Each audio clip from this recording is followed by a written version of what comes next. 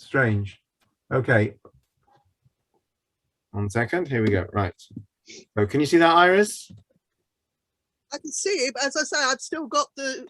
I can't make it any larger. That's very strange. And I can't move it up and down, so I won't be able to. Oh, actually, I can just see through that square. I can just about see through that square. I can't make it any bigger, but I think I can manage. Oh, gone. Make it bigger. Sorry, that's my fault. Yeah, it's coming back. It's coming back. Right. Let me get rid of all my controls. 1 second. There you go. How's that? I don't think we can ask the two. No different. Never mind. I can. I can manage. I think I can manage. Okay. Can you get rid of that? Can you see that? Sorry, I don't know why it's messing around so much. Can Yeah, you I see can that? manage. I think I can manage. Okay, great. So off you go. On the 1st of Shvat, 37 days before his passing, Moses begins his repetition of the Torah to the assembled children of Israel. I'm sorry, it's gone. It's too. Oh, they're back again.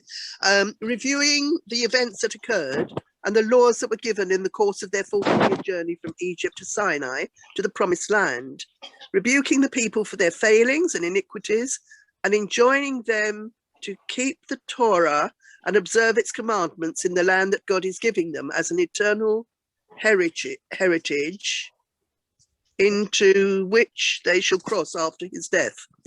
Moses recalls his appointment of judges and Magistrates to ease his burden of meting out justice to the people and teaching them the word of God on the journey from Sinai through the great and fearsome desert. The sending of the spies and the people's subsequent spurning of the promised land, so that God decreed that the entire generation of the Exodus would die out in the desert. Also against me, says Moses, was God. No, so also against me, says Moses, was God angry for your sake, saying, you too shall not go in there. That's going to Moses become a also- crucial line. Sorry, that's going to become a crucial line, that. So hold on to that when he blames them. Okay, yeah. Moses also recounts some more recent events, the refusal of the nations of Moab and Ammon to allow the Israelites to pass through their countries, the wars against the Amorite kings, Sihon and Og, and the settlement of their lands by the tribes of Reuben and Gad and part of the tribe of Manasseh, and Moses' message to his successor, Joshua, who will take the people into the land and lead them in the battles for its conquests. Fear them not, for the Lord your God, he shall fight for you. Okay, thank you very much. That's the beginning of Devarim, of course, which is a restatement of the first 4 books. Right, it's actually called in Hebrew sometimes Mishneh Torah, which means the repetition of the Torah. And we've got Moshe gathers the people, he tells them about the various laws, but there's a specific issue with the spies, and I want to look at that, because the way he tells it here is very different from the way that it was told in the Parsha of Shlach Lecha, where it first occurred. Whose idea was it to send the spies? The people asked, didn't they? Yeah, but No. It was Moses' idea. It wasn't. No, it wasn't. He said, oh, it might have been. He said, you can do it if you want to. Right. But Yeah, God said, send okay. if you want to, yes. Very good. So But you're right. Was it Moses who suggested it, or was it the people who asked Moses to do it? Let's see. Let's see. You're right, all of you. Let's see. Whoops, right. In the Parsha of Shlach Lecha, the Lord said to Moses, send men. But when Moshe quotes them in Devarim, he says, you came to me and said, let us send men. So which was it? Was it top down or bottom up? Was it grassroots or was it top down?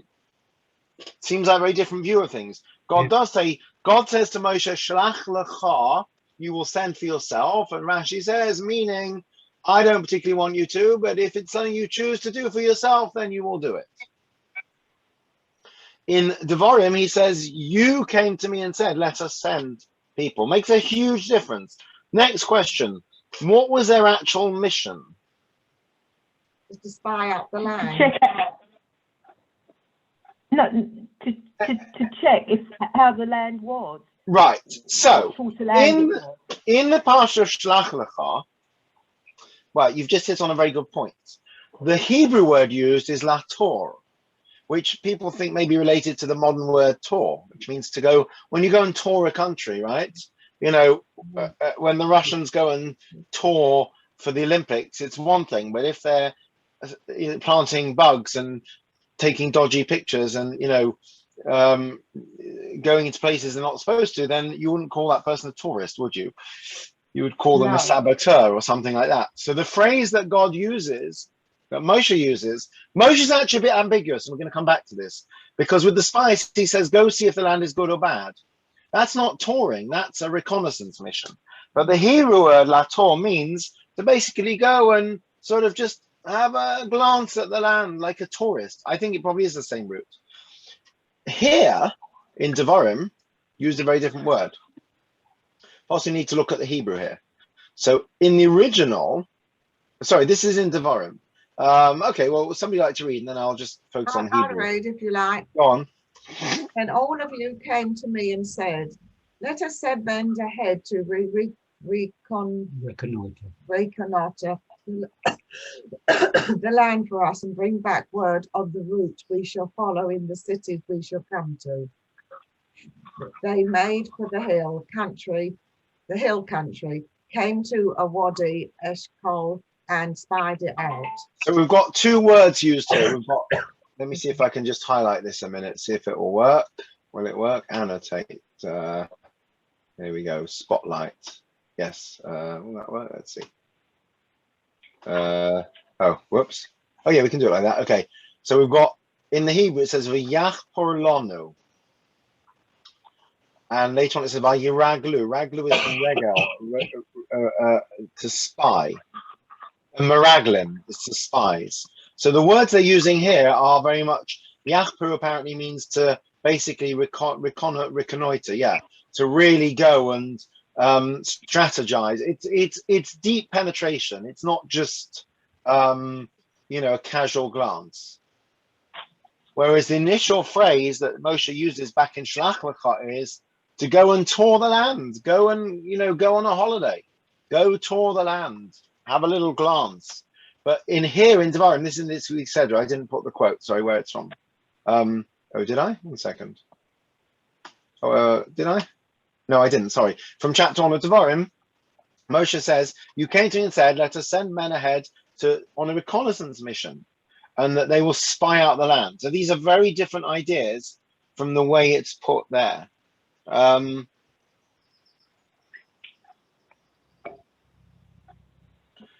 Even in Devarim itself, Moshe uses the phrase lator. Here's another quote from Devarim, verse 33. Whoops. Here we go. Who would like to read this one? I better read. Who goes before you on your journeys to scout the place where you are to encamp, in fire by night and in cloud by day, in order to guide you on the route you are to follow? So Moshe himself used the phrase lator. Lator is much more lightweight, right? If you go on a tour of a foreign country, no one would accuse you of spying. But obviously, if you were to go on a deep, you know, go deep into the sort of, you know, I don't know, military installations, you're going to have a hard time saying, I'm just a tourist, right? Imagine the scenario, you know, that, do you know the famous story about the, I can't remember what it was. The bird that was accused of spying for Israel. Do you remember that story? And Yeah. a bird flew over Yeah. Turkey. I'm trying to think what it was. Was it a stork or something? Can't remember what bird it was. And it was accused of spying for Israel. So, you know, a bird flying over your land, even if it's a very smart bird, is one thing. A bird with a drone is another. So there's an important difference here. We'll see why shortly. Sounds to me like that you're sending them in to get a plan of attack. Right. And that's, to be fair, that's what Moshe seems to say to them. But the phrase Lator doesn't convey that at all. Lator conveys a much more casual, go have a look at the land, take some pretty pictures, send them back. Hey guys, this is what we have to look forward to, all the milk and honey, as opposed to go check out their military installations and, count how many troops they have and take pictures of their tanks or whatever. It's very different types of mission. And the interesting thing is that Moshe is rewriting history a little bit here, because he's not entirely blameless for the mission, because when he does send the spies, he does say to them, tell us if the land is too hard or too soft, if the people are big or small. He doesn't say, go on a nice holiday and just send us back some nice holiday snaps. He does say to them, go check it out. He's a little bit unclear, and we're going to see why shortly. Doesn't when it says in fire by night and in cloud by day, doesn't that really imply that they won't be seen? Yes. No, isn't he talking? Isn't that referring to God who goes before you on your journeys? And Yeah, sorry, that's right. before Yes. you in fire by night and cloud by day. Sorry, I do apologize. Yes, this is yes, well spotted, Iris. My nonsense. This is nothing to do with the spies. Sorry. This is Moshe talking about God going before them in cloud and in fire. Sorry. Yes. So the phrase he uses is Lator lachem, to guide you. It's not a deep, penetrating reconnaissance mission. It's to show you the way. You have a pillar of cloud, a pillar of fire, which gives you enough light to see where you're going, right? It's not going to give you an X-ray vision of what's beneath the surface. Sorry. It's the use, quite right, Iris, thank you. The use of the word Lator here. So Lator is used originally in the spy mission. Later on in Devarim, when they revisit it, Moshe uses a much stronger phrase of reconnaissance and spying and espionage. And we find the word Lator here used again also when it's talking about God, leading them through the camp, showing them where to camp. It's not some deep espionage. It's, I'll shine a light for you, right? I'll clear a path for you. Right, we'll see the significance of this in a moment. The Malbim, who is a commentator, speaks about this. He says, Lator means to seek out that which is good about a place. Right, tourists generally go and you see the sights. Again, I don't know if it is actually related, but it makes sense. It's the same word in English, Lator, to tour. That's what a tourist does. Tourists, I mean, they do sometimes complain, but, a tourist goes to see, the sights. A tourist doesn't go... If you go to China and you check out the sweatshop factories, you're probably not a tourist. You're probably an activist. A tourist goes and they see the veneer. They see the nice things, right?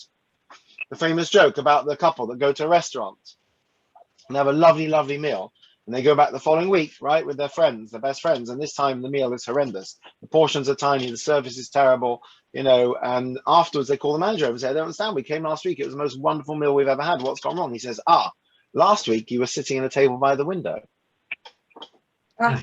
A tourist is it's on show for a tourist. Yeah. But lachpor or l'ragel, which are the words that Moshe uses in Devarim, is much more than that. These are military terms. It's to seek out the weak, vulnerable, the exposed and the defenseless.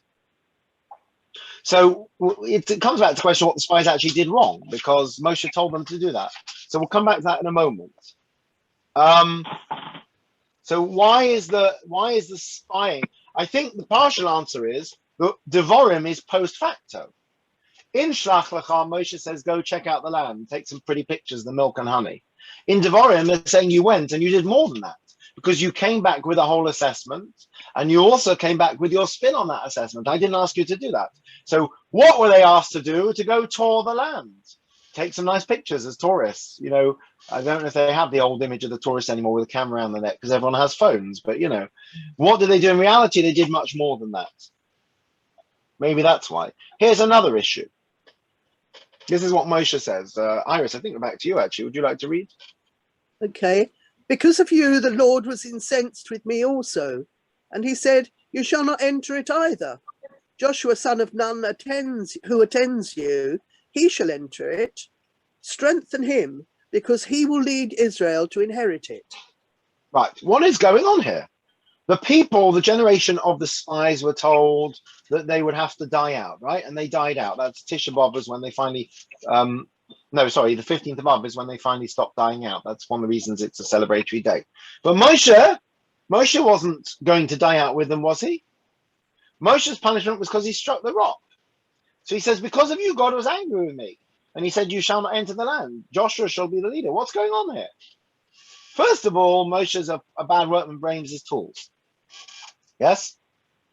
The buck stopped to the leader. We've learned this recently. The people fail, it's down to the leader. So actually, Moshe should take that on his shoulders. Secondly, the Torah itself tells us Moshe and Aaron were not allowed to enter the land, not because of what happened with the spies, but what happened at Kadesh, where they complained about the water and they hit the rock.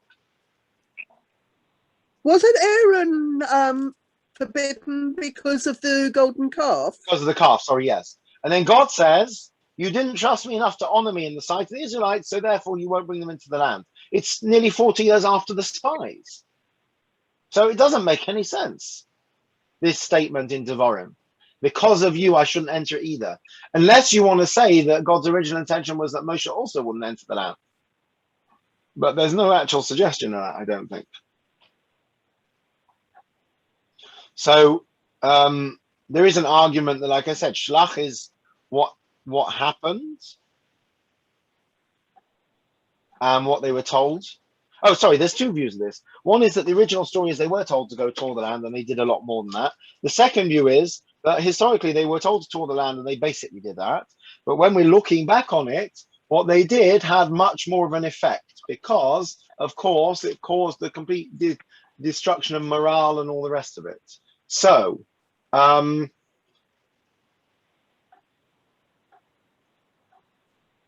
why does Moshe say God is... Let's look at this. Why does Moshe say God was annoyed with me? Let's look at some of the commentaries. Oh, this is just the quote from where he strikes the rock. God says, you didn't trust me enough to honor me in the sight of the Israelites. Basically, you didn't trust what I told you to. And you therefore brought me into disrepute, and so you won't enter the land. So let's look at this. Why does Moshe say then that because of you, God was annoyed with me? And by the way, there is a possible answer to that. What made him angry enough to strike the rock? One version is he was angry. What made him angry? The people were moaning, right? The people wound him up and he got angry and he didn't have patience. So you could say it was their fault. Let's see who would like to read number 7. Who are we up to? Different commentaries on this. I'll read that. Jeff. Rambam. Like the spies and the people, Moshe too was condemned to die in the wilderness. Alternatively, he was hinting that no one should be able to say that he avoided the fate of the generation he led. Right, so Rambam basically says Moshe had to die as well because he was from that generation. So in reality, maybe at the time of the spies, he was also told you won't make it into the land, but the reason became clear later on. Or the Barbanel has a different reason. Let's see that. Barbanel. Yeah, perhaps the reason Moses and Aaron were not permitted to enter the land was not because of the episode of water and the rock at Kadesh. That is intended to distract attention from their real sin. Their real sin was the golden calf. Moses' real sin was the episode of the spies. The hint that this was so is in Moses' words here. Because of you, the land was incensed. The Lord was incensed with me also. Right. That's really interesting. So there is a suggestion that when Moshe says God was annoyed with me, he's saying that really, although I was punished ultimately, officially, as it were, for the incident with the rock, the reality is that my punishment was already decided with the story of the spies. I did something wrong with the spies. And Aaron, as you said, with the calf.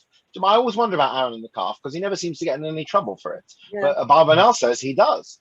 He says this is why he didn't merit to enter the land. That this is just it's a smokescreen. This is really interesting. So Aaron's fault is the calf, even though he said. Now here's a question. Anyone remember the what do they call it? The riots in Congress? What was it called? The attacks on Congress? Yes. You know, right? What's name with Trump? Yeah, some say the president incited it, and then there were almost riots last night after football. A lot of riot police out in central London. So it's quite frightening when you have a mob of people, right? Aaron, we know, we'll see in a moment, he was faced with a mob that were ready to kill him. And that's why he gave in to the calf. Moshe also, when it comes to the spies, we're going to see in a minute, a very interesting phrase. There's a very specific issue here with regard to the sequence of events for the spies. right? When you look at COVID legislation, or you look at, for example, gun control legislation in America, there's a very big difference in law between you may, you shall, and you must, right? You may means you possibly have the right to do it. I think you shall means you should try to do it, and you must means you have to do it. So you may wish to wear face masks after 19th of July is basically a piece of advice. It has no legal standing. No one's going to force you to. I certainly think that, right, so if the legislation says you may wish to wear a mask, certainly if somebody chose to wear one and was dismissed from their job, they would say, but the rules say you may do this. So you would certainly have legal standing. If it says you shall try to ensure that everyone who enters your building wears a mask, then you probably have a duty to put up a sign and to tell people on the door. And if they ignore it, so be it. If it says you must ensure, then you have an absolute obligation. God says to Moshe, you may send, if you wish. This is how Rashi explains it. Spies, not that you have to or not that you shall, but you may choose to do so as a concession because the people were requesting it. God didn't particularly like the idea. It's the same with a king, by the way. God says, you may choose to appoint a king for yourself. We've learned this before. It's possible he wasn't so enthusiastic about it. So God says to Moshe, look, the people want spies. You may choose to send spies. But he uses a very specific phrase. And God says to Moshe, the people are saying that we need to send men ahead to spy out the land. And the phrase they use is v'yach peru, which is espionage and deep penetration. But God says to Moshe, tell them to go tour the land. It's a very different kind of a mission. So God says you don't have permission to go and basically go on a whole military mission, which is basically going to probably scare the people. I'm sure I've told the story before. I don't know if it ever happened. It's an urban myth. I think it was somewhere in Kentucky or something. There was a university and the professor was doing a course in military strategy. And they did, the World War I and World War II and the 100 Years' War and the Boer War and the Korean War and Vietnam War and whatever, the Gulf War. And there was an Israeli student. And after a few weeks of lectures, he goes up to the professor. He says, do you have a problem with my country?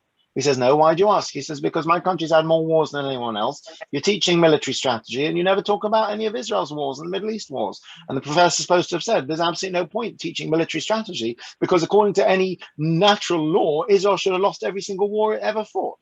1948, a bunch of people had come out of camps who were bags of bones and skin with, leftover German weapons, routed 7 Arab armies. It defies any strategy. So, I don't know if that really happened or not, but there's a certain truth in it. So once you start going and trying to develop a military strategy rather than having trust in God, of course you have to. We know throughout the Bible, it says that they went and they took armed men and they armed themselves and they made sure they had the latest weaponry. You have to prepare for war. You have to know and have trust in God. So God says to Moshe, they can go and take some nice pictures of the milk and honey if they want. But for them to go and start going on a whole military, spying mission, espionage and reconnaissance, not a good idea. Because basically they're going to come back and they're going to say that according to logic and nature, we don't stand a chance. So God did not give them permission to go on a military mission. He gave them permission to basically go and take nice pictures, go as tourists. Now, Moshe, as somebody pointed out, is very unclear. This is what Moshe says to the spies. Who would like to read number 8? Who are we up to? I'll do it again. Brenda. Yeah. See what the land is like and whether the people who live there are strong or weak, few or many. What kind of land do they live in? Is it good? Is it all bad? What kind of towns do they live in? Are they unwalled or fortified? Imagine the scenario. You're in, a hostile country. You're in Iran and, you happen to be Israeli. And you're you're asking lots of questions about the city walls. And someone says, what on earth are you doing? You say, oh, I'm just a tourist. I'm just fascinated by this stuff. Yeah, if you were a tourist, you'd be taking pictures of, the ruins and the museums. What are you doing? Asking so many questions. Oh, I was just wondering, how many soldiers do you have in your army? But Moshe told them this. This is a bit of a problem here. Moshe told them to basically go on a military mission. So why are they criticized? The classic explanation is they're criticized because they gave it their own spin and they undermined the morale. But actually, Moshe himself says to them, go find out if we can conquer it or not. He gives them the wrong instructions. What he should have said was, you can only go there if you are just going to basically take some pretty pictures, come back, and basically gloss over any problems and basically be advocates for the land of Israel. But That's if they did that, would they have seen all these giants and everything? Would they brought back the same news? Right, well, it's a very good question, isn't it? When tourists used to go to the Soviet Union, they were never shown, the dark underbelly. It's like in the concentration camps, they had orchestras playing for the visitors, and they didn't see what went on behind the scenes. So the answer to that is probably not. So yes, the spies came back and they had no trust in God, and they said, oh, it's going to be too difficult. But who asked them in the first place to go size up the people? Moshe. How did he make such a mistake? And here's Moshe is now blaming the people. What's going on here? On the surface, God says to Moshe, if you want, you may send spies. Moshe sends spies. He tells them to check out the land and come back with a detailed report. They come back with a detailed report, and all hell breaks loose. And later on he says, it's because of you guys that I got in shtuk. Why? Why? What happened? So it's a very crucial point here. And let's look at the exact phrasing of the Torah, because it's very specific. This is from Devarim. So I'll read. I haven't read. Right. So this is Moshe talking. He says, "Vatikravon elai kolchem." You all approached me, Vatomer, and you said, "Nishlecha anashim lefaneinu."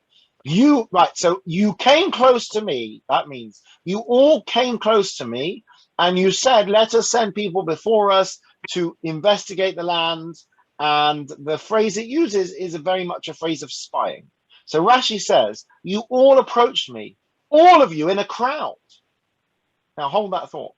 Now elsewhere, says Rashi, it says, you approached me, the heads of the tribes, the elders, and you said, God has shown us his glory. That approach, says Rashi, was appropriate.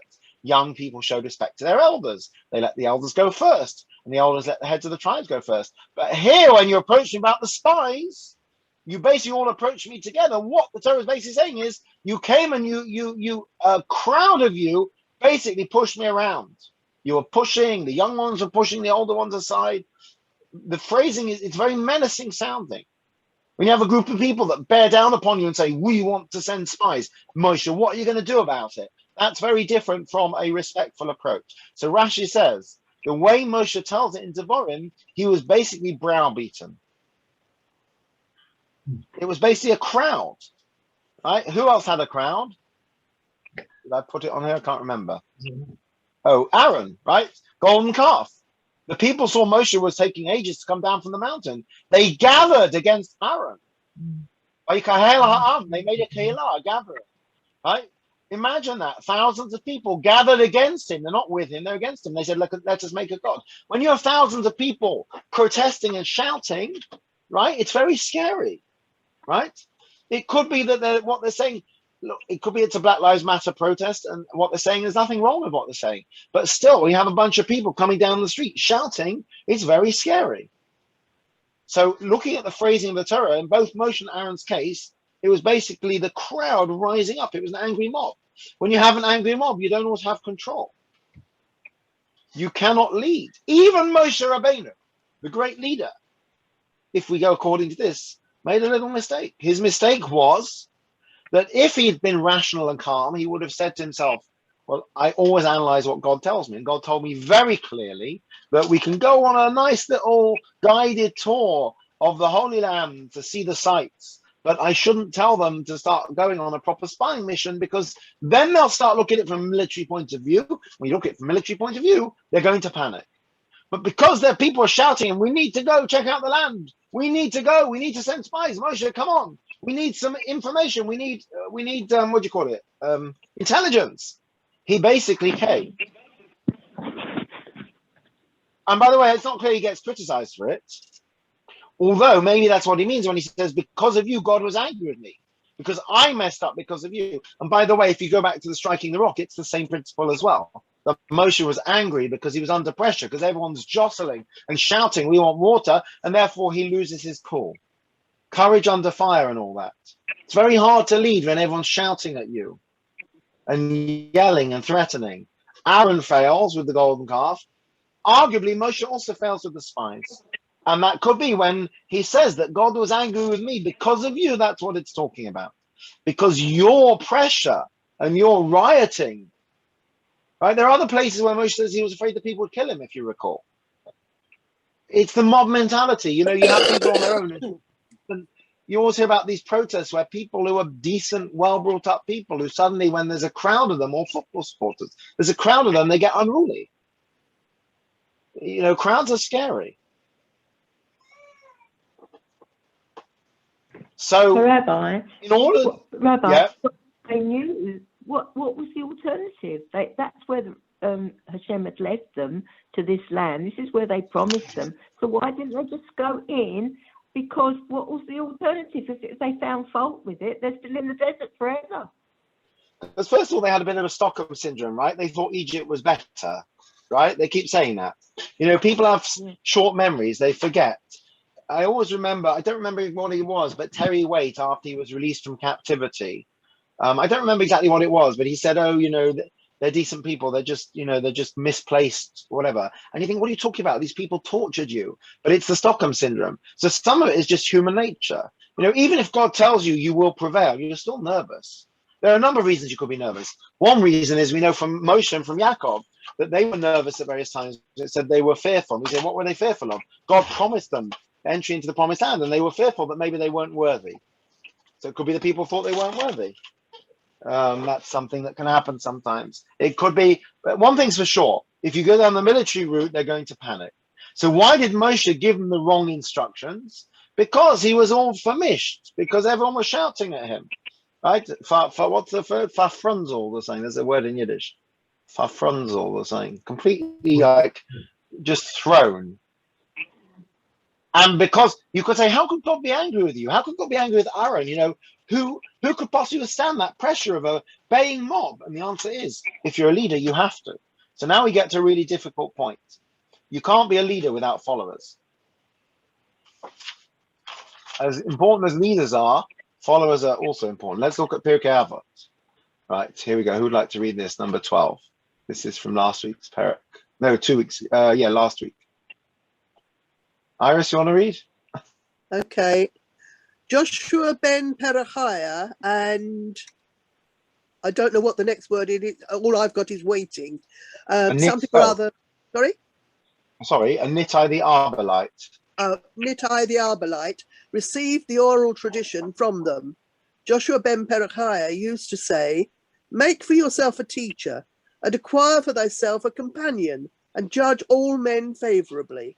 Right, so often the question is asked on this mission, what's the connection? The connection is, if you don't judge people favorably, it's going to be very difficult for you to have a teacher because you're always going to find fault. And it's going to be very difficult to have a friend because you're always going to find fault. But anyway, besides for that, what does it mean, make yourself a teacher? A teacher is somebody who applies for a job, gets a job, and comes and teaches one day, or a rabbi, or a lecturer. How do you make a teacher? And surely you don't make a teacher, you acquire a teacher. What does it mean, make a teacher? The answer is you make a teacher by being a student.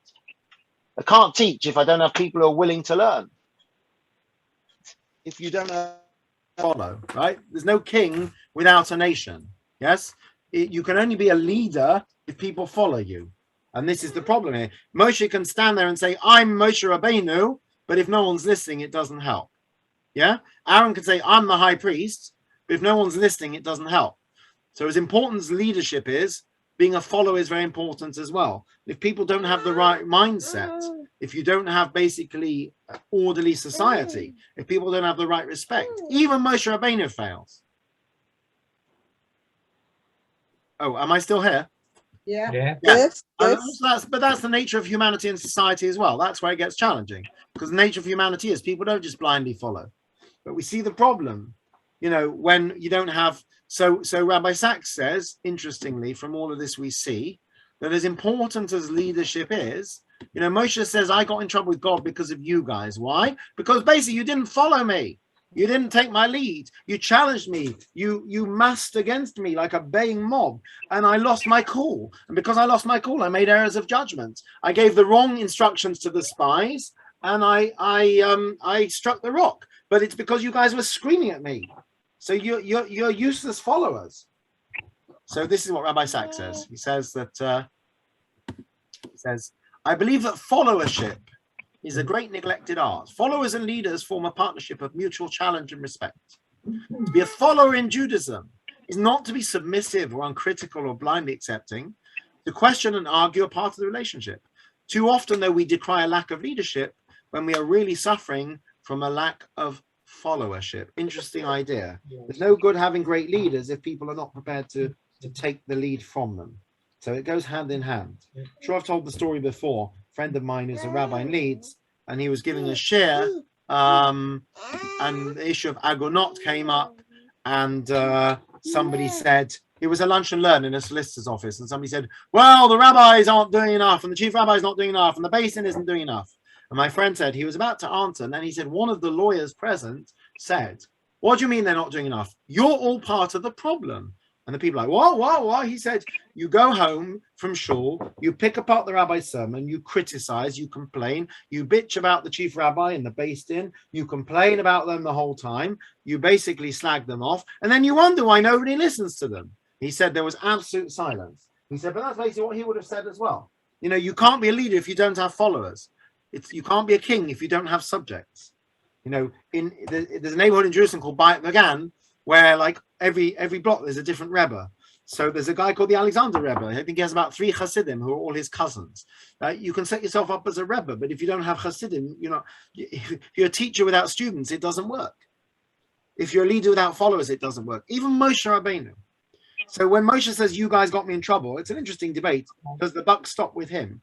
He's kind of saying there's only so much I can do. If you're not prepared to follow my lead, I can't manage, you know. So I guess that's, even as a shepherd, even as someone that cares so much, we know he's prepared to give up his own place in history for the people. Nonetheless, he has a breaking point. His breaking point is he says, you're just not listening to me. You're not following me. If you're not prepared to accept my leadership, I can't do this. And he crumbles. And according to, I think it was, who was it? Yeah, Baba. No, that's why he doesn't enter the promised land. Not because of the rock. That's later. But actually because of the spies, because of his error of judgment. It's very harsh, but when you're Moshe, you can't afford to make errors of judgment. And the truth is, he should have kept his cool. And Aaron should have kept his cool. But they were faced with a baying mob. It's very difficult. So we see that as much as we may criticize our leaders, we have to have followers as well. If people are not prepared to follow. You know, at various times during this whole COVID, people have been saying, you know, don't blame the government for everything. Some of the problems stem from the population not following the rules, which is also true. Anyway, there we go. End of lesson for today. Hi, Stephen. Nice to see you. Hi. Hi, everyone.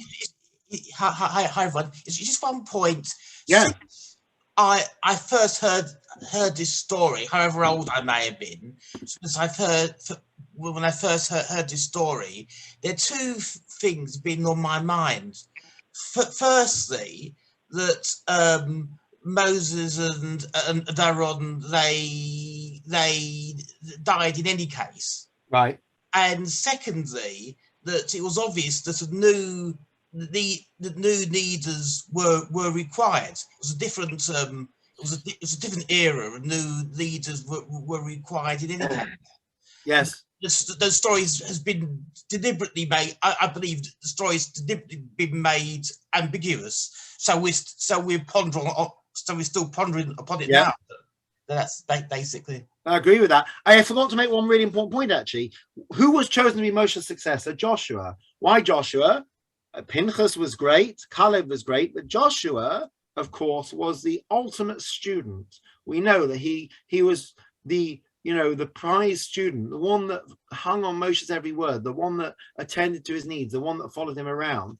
You know, you often have that. You'll have someone, great rabbi dies, and someone will take over their position. And more often than not, it might be a son or a son-in-law, it might be a student. And it's always somebody who basically was by their side for 30 years, who, you know, watched them eat and drink and sleep and every move and learned from them.